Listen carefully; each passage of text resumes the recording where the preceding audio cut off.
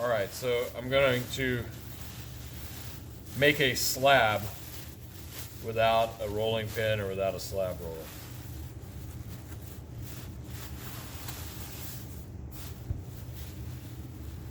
So obviously, like the more clay you use, the bigger the slab's going to be. Um, Now this clay has been used a few times, so it's going to be a little bit hard. Your clay should be a lot easier to use. It's going to have some air bubbles, but I'll get rid of them. I'm just going to start kind of get this into a block shape. This is not going to be a very big slab, but it'll be good enough.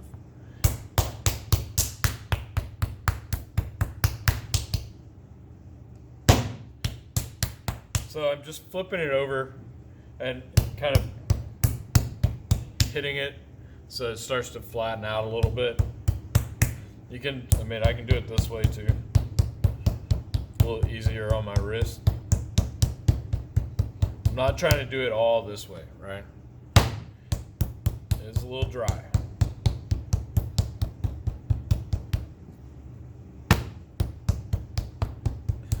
So once I get it closer to the 1/4 of an inch, maybe an inch or so, 3/4 of an inch, I'm going to start to stretch it out, really without hitting it.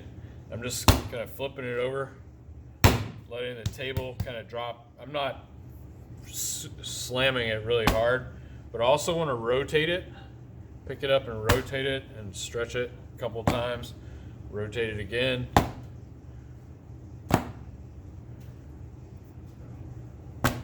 It's just a repetition, right? There's going to be some cracks. I'm going to get rid of them. I'm just letting gravity and the table kind of do the work.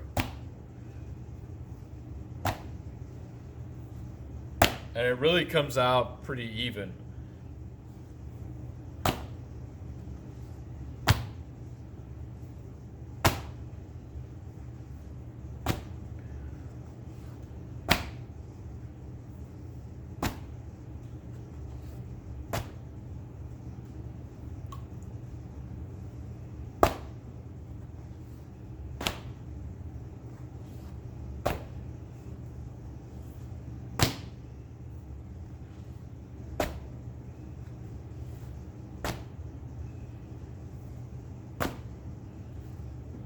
That's pretty good. Like that's, I'm right around 1/4 of an inch. Some of the stuff's going to get trimmed away, but now I need to separate this from the table so it doesn't end up sticking. I'm going to get a piece of newspaper.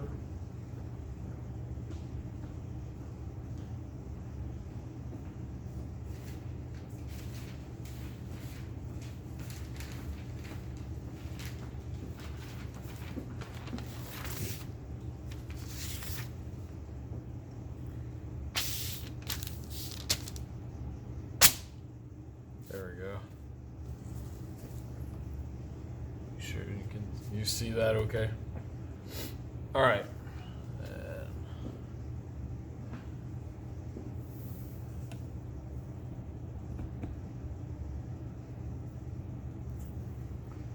There we go. All right, so now what I want to do, because I have all these cracks and the clay's dried out, using this table really kind of dries stuff out a lot. I'm going to take a sponge, right, get some water, and kind of rehydrate this a little bit. I'm just kind of making a slip on the top.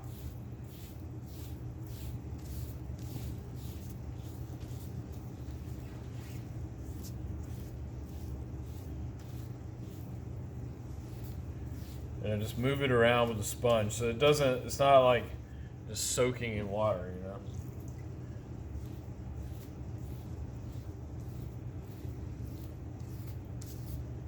And that's closing up a lot of the cracks. And I'm going to go in and fill some of them up when I start getting some more pieces of clay. Like some of the bigger ones won't fill up this way, but this takes care of the smaller ones. And it's pretty easy to do. I'll just keep that aside. Now I'm going to get my card again. I'm Make sure that's wet. So now I'm going to work sort of in a crosshatch, but I'm going to go this way and then that way, and just work in different directions to kind of work these cracks into the clay. And the deeper holes, like I'll fill in with the clay that's coming off onto the card, right? All this stuff right here, I can put in this deeper hole, let that dry a little bit, and keep working over here.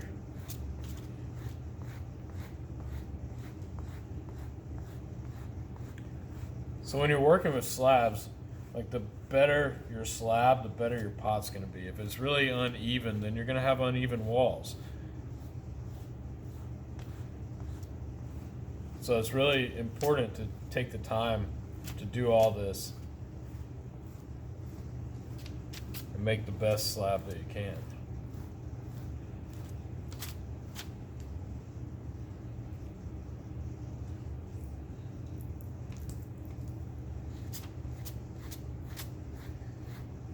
Just gradually start adding clay to the holes.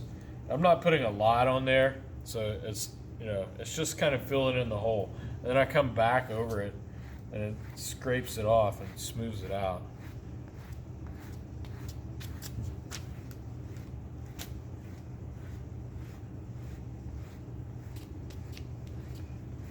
Now once I start getting some of these cracks out of here, I can start to see some of the air bubbles that are showing up, and I can pop those when I get a chance to. I may wait to do it on the other side.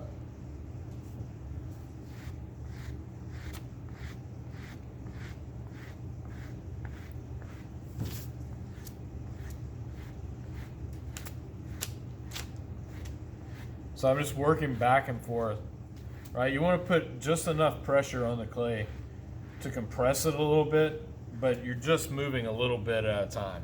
If you push really hard, you're just gonna dig in and it's not gonna work. And also keeping this wet is gonna help.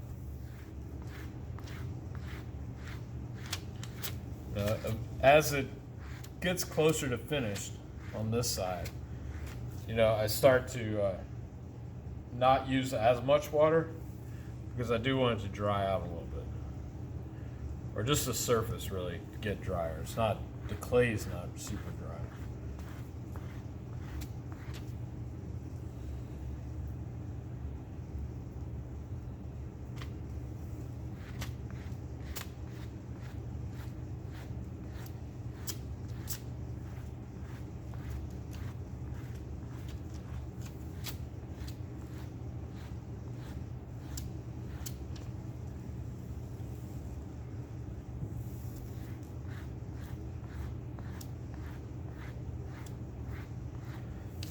Of all the hand building methods, I use slabs more than I use anything else.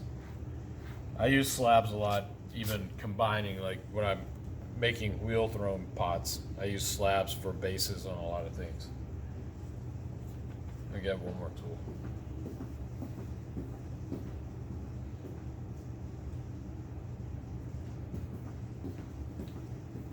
So I know you don't have this tool, this needle tool or pen tool. I'm just going to use it because it's bigger for me to hold and use, but you can certainly, you know, use a paper clip or something to straighten it out. Because all I'm doing right now is just kind of looking for some of the air bubbles, some of the bigger ones, and just put a couple little holes in it. And then come back with my card, close those holes up I just made, and that usually takes care of the air bubbles.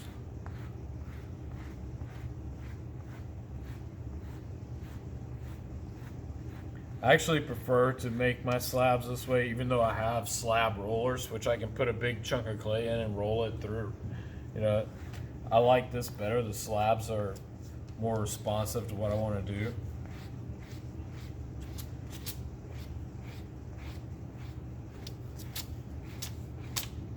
I never thought I would, but I wound up liking it a lot better.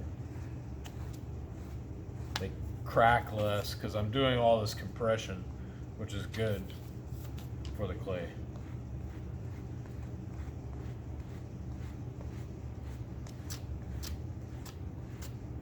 All right, so I've got this side pretty much where I want it. So now I'm going to flip it over.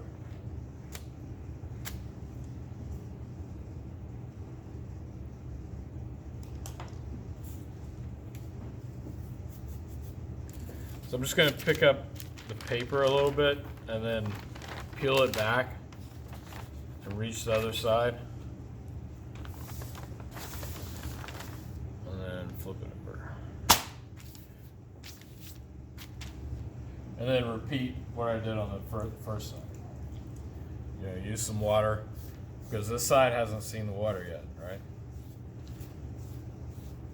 But a lot of the bigger cracks now are kind of gone because of all the compression that I did on the top. So there's smaller cracks, so it takes a little less time to get this side. You'll still have some air bubbles show up.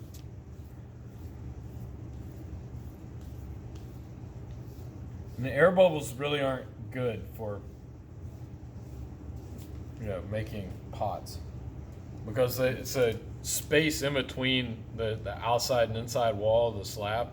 And it's a big gap of air, right? And that air, you know, when it's heated up, like it'll expand, and then if the clay's stiff, like it'll pop. So you can end up with pieces popping off.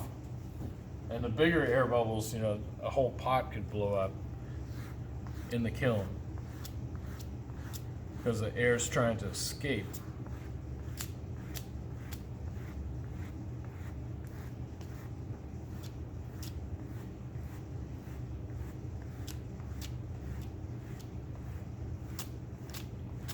So this side's a lot faster.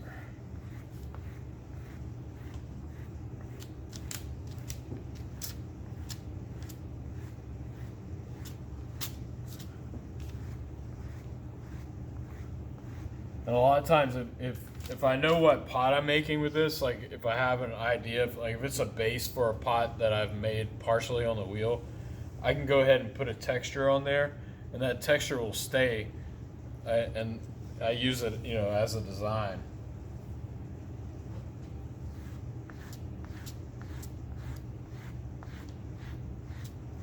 But you can see, like every time I touch the clay, like there's some kind of mark that's being left on there, and just pay attention to those. Sometimes they're good to have and you like them. Or you can have it perfectly smooth.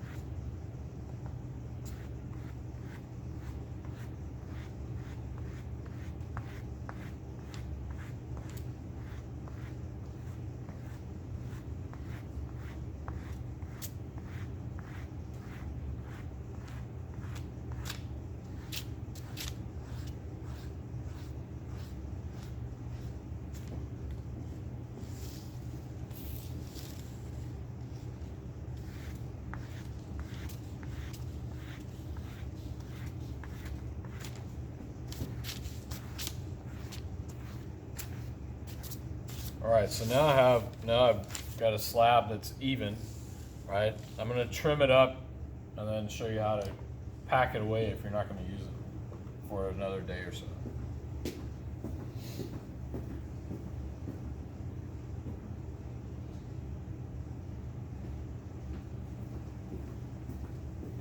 So I know that, you know, the way I made this slab, like there are pieces that I'm just not gonna be able to use. Like some of these cracks up here, like they're just, the clay's gotten thin right there, and I'm just gonna just kind of square this up a little bit. Peel that off, and just, you can see the thickness right there at 1/4 of an inch. That's good, but then over here it's thinner, so I'm getting rid of that thinner spot.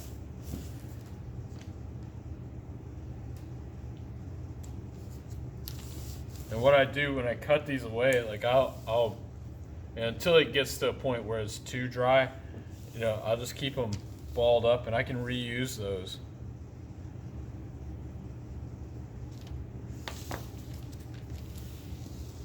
Again, really consistent slab. It's good.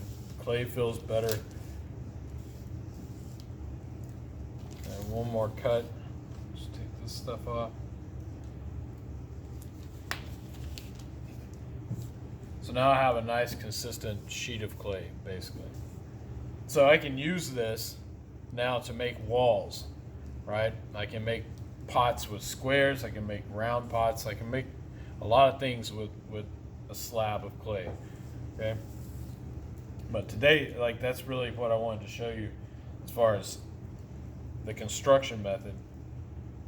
And next week I'll show you how to put them together. But I'm going to show you how to save this. So if you want to roll out some slabs ahead of time, this is the way you're going to save it.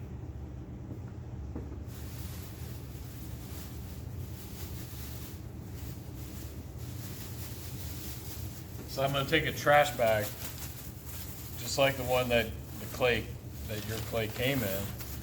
I'll lay it down, pick up my slab. Just want to be careful how you pick it up. If you grab it by the corner and try to pick it up, some of it may tear off.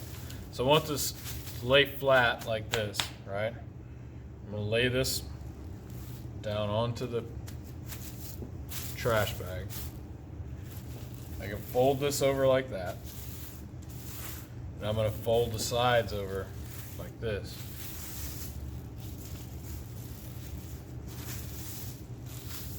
Iron it out a little bit, get some of the air out of there. Okay, so this is covered, but now I'm going to roll it up. And I'm not going to do like a tight roll. I'm just going to, because I don't want to like super crack the clay, right? So I'm just a nice big loose roll. And then roll it on over. And now I have plastic that's covering inside, outside, all the way around. And I can leave this somewhere and I can make more slabs, right? Or I can start making my pot. But if you want to do this, then you need to save your slab because it will get dried out. Even like this, it's going to dry out, but not as much. Like it'll take a while for this to dry out. And if you left any gaps, if there's any air getting to some part of it, there could be a real dry spot in there. But that's how you keep it fresh. All right, so now on Monday when I come in, I can unroll this and then start cutting my pieces out and start putting them together. Okay, and I may have to have more slab depending on what I'm making for you guys. So, but that's it. That's how you make slabs without a slab roller.